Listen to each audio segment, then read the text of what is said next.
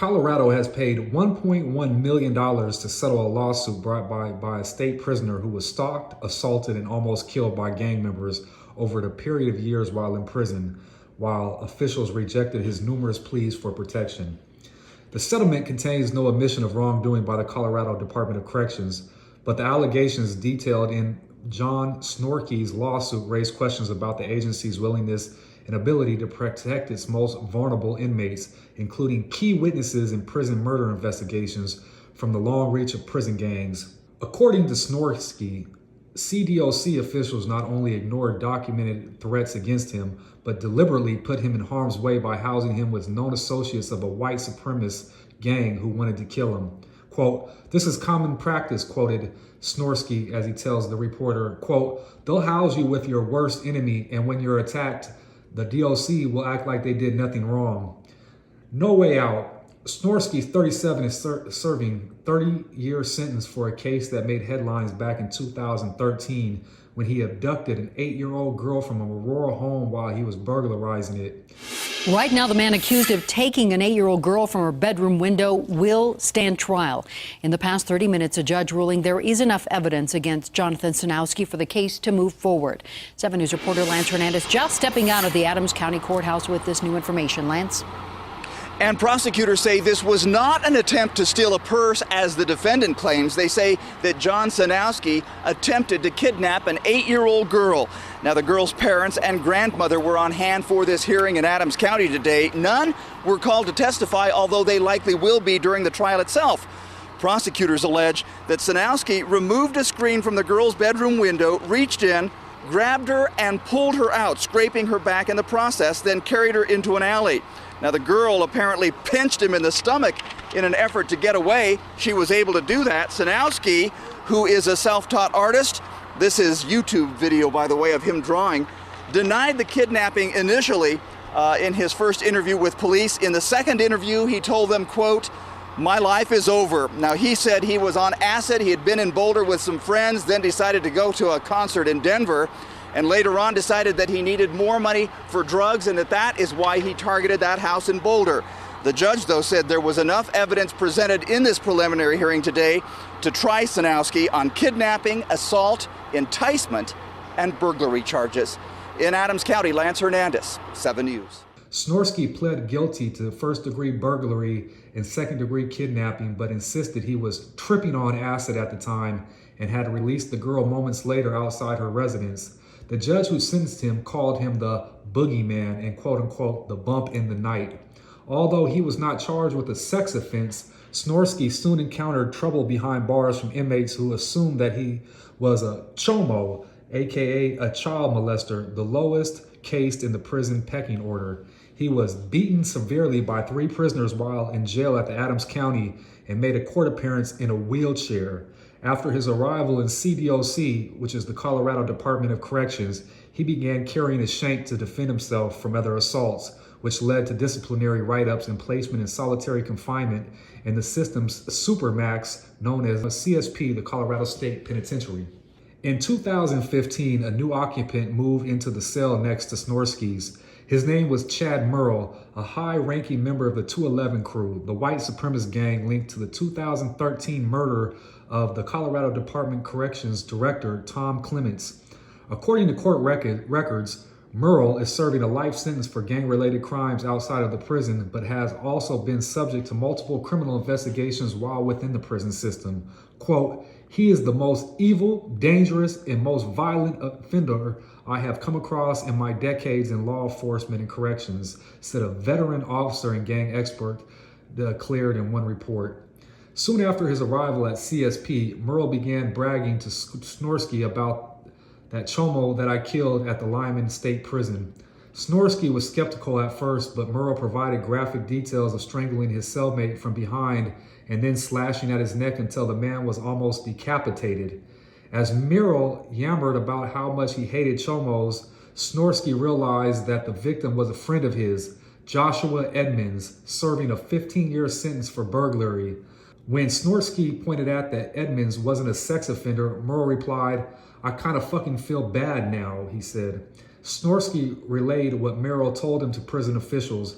He declared that he was willing to testify against the man who had killed his friend in Lyman if he could be protected, but no move to protective custody unit was ever forthcoming, not even after other inmates learned that Snorsky's name was on a list of witnesses for the protection in the homicide case against Merle, not even when CSP intelligence officer discovered a hit list drafted by members of another prison gang, the Northside Mafia, that had a star next to Snorsky's name and the word, quote, rat. Not even after Snorsky had been attacked repeatedly, stabbed and beaten, and bombarded with feces, and reclassifies as facing a high and impending threat to his safety. Every time he is escorted to an area, the other inmates start threatening him, one officer reported. Despite mounting evidence that he'd been targeted, Snorsky's frantic pleas to be placed in protective custody were denied for months. He rarely left his cell at CSP for recreation or anything else. On February 22nd of 2017, he was attacked by 3 inmates and stabbed 43 times, resulting in a collapsed lung and other serious injuries that required hospitalization. His attackers, members of 3 different prison gangs, were charged with attempted murder. After that incident, Snorsky was shuttled to different protective custody units but safely proved to be elusive. At the Arkansas Valley Prison, he was attacked while in protective custody by a gang member who yelled out, "Blood!" during the assault. He was also harassed and threatened while in the Buena Vista PC unit, situated in a cramped hallway and featuring a mix of inmates regarded by staff as, quote, crybabies and problem cases. A 2022 report by civil rights attorneys at the University of Denver described the Buena Vista PC unit as a bleak and dangerous environment where, quote, physical violence is rampant and largely unaddressed. Back to the Supermax. In 2021, Snorsky was abruptly bounced from Buena Vista and sent back to Supermax, where he was once again in close proximity to the men who had previously tried to kill him. Offender. Long before he was accused of kidnapping an 8-year-old girl, John Snorsky committed crimes that earned him sex offender status. But because those crimes occurred in prison, the only people warned about it are Department of Corrections employees. Years before parolee John Snorsky was charged with pulling a little girl through her bedroom window in the middle of the night, the 26-year-old was committing sex offenses in prison. According to documents obtained by the Call 7 investigators, Snorsky's formal disciplinary history within the Department of Corrections started back in September of 2007. In each case, he had a hearing and was convicted under the Colorado Penal Code of Discipline, or COPD, not in a court of law. He was convicted of sexual harassment for masturbating in the presence of an officer at the Kit Carson Correctional Center. 4 months later, at the Lyman Correctional Facility, Snorsky is convicted of sexual harassment again for masturbating. In April of 2009, now at the Colorado State Penitentiary in Canyon City, another sexual harassment conviction for exposing himself, then making a sexual gesture to an officer. And then, just 4 months after that, a 4th sexual harassment conviction for sending a note with sexual remarks. Because these were not criminal convictions, the consequences for the offender are only reflected within the prison system itself.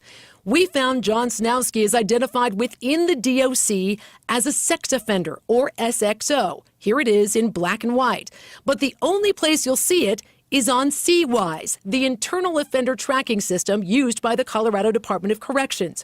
Further confirming his sex offender status, this group email we've obtained sent to paroled sex offenders the morning of Snorsky's arrest, reminding him that he is prohibited from participating in Halloween activities, including decorating his home or keeping his porch light on to entice children. So Snorsky is a sex offender in the eyes of the DOC.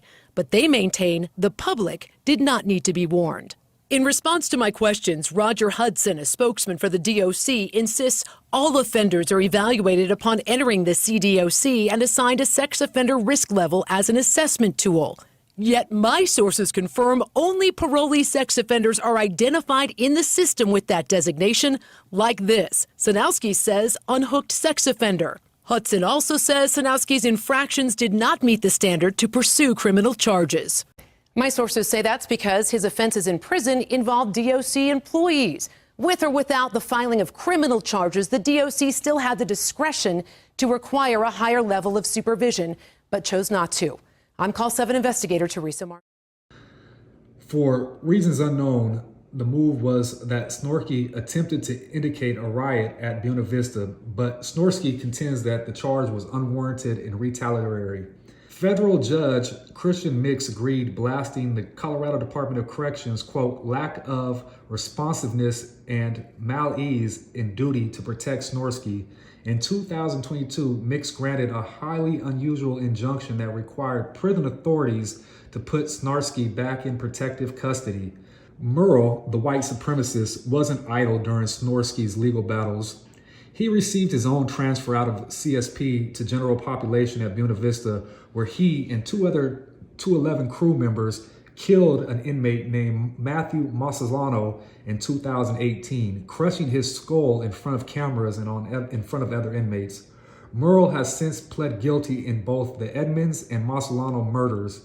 He is no longer listed in the publicly available CDOC inmate database, possibly because of a move to another prison system under an interstate compact, which allows correction agencies to trade inmates who are considered high profile or difficult to manage. The attorneys representing Snorsky did not respond to requests for comment on the settlement of his lawsuit. A CDOC spokesman provided a general statement declaring that the agency is, quote, committed to protecting those in our facilities, and that requests for protective custody, quote, are handled as they should be, quote. But the spokesman declined to discuss the settlement or answer specific questions about PC practices and Snorsky's claim of retaliation. The CDOC is now on its third executive director since Snorsky's lawsuit was filed 6 years ago. Snorsky says little has improved for prisoners who defied the gangs and agreed to testify against them. He is currently housed in a protective custody unit at the Sterling Correctional Facility and claims PC inmates there have fewer privileges than they did at Buena Vista or Arkansas Valley. Quote, PC inmates are held in the level 5 part of Sterling, where solitary confinement and death row were housed, he reports. Quote, we have been stripped of everything from going to the library, having religious services, any and all mental health and rehabilitative programs required by the parole in order to be paroled. Pretty much, PC inmates are locked in the solitary confinement units, and it's worse than ever, he said. Prison officials work to create the most miserable environment for PC, he said, to force inmates out of PC and undermine all litigation and progress made. It's not looking good. The $1.1 million settlement is one of the largest ever awarded to a Colorado inmate. Snorsky says he's recently received the payment, but spending it may require some patience and luck. He is not eligible for parole until 2034. That's crazy, rap motherfucker. He's a motherfucking piece of shit. Dude's a piece of shit. Went in there, did some weird shit with the little girl, and then he goes to prison and he the victim. You the victim, right, motherfucker? You the victim, right? You the victim now. Now you got 1.1 million because you done sued the motherfucking state. But you're still a piece of shit though. You know what I mean? And it's crazy because when you in DOC, like when word get out that you a rat, there ain't no way getting around from that. There ain't no, you may be able to hide in that little cell, but think about how slow this dude's time is. You sit in that thing. He's literally living in hell right now. You know, being where he's at is literally, you know, a level of hell some way, somehow. But you know, prison ain't good for nobody. You know, for the people who are on each side of the fence, the non-rat and the rat. You know, nobody wins in prison. If you made it to prison, you done fell from grace. But y'all tell me what y'all think about this case right here, man. Let me know what y'all think down there in the comments below.